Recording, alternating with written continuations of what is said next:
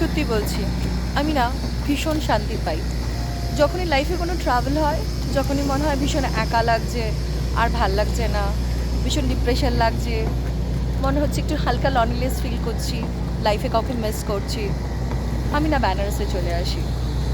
এখানে এমন একটা জায়গা যেখানে মনে হয় এর সাথে যেন আমার অনেক জন্মের সম্পর্ক।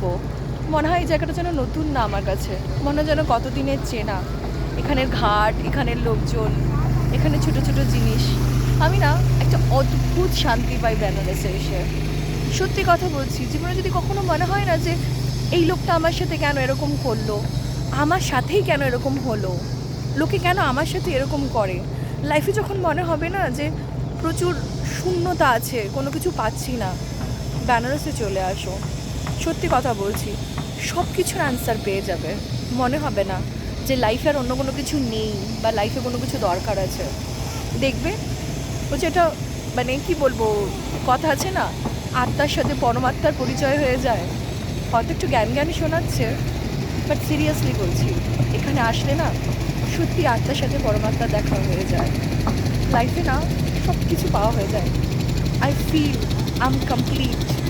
Yes, I really feel. আর কিচ্ছু লাগে না, বিশ্বাস করো, আমি সত্যি ফিল করি আই এম কমপ্লিট।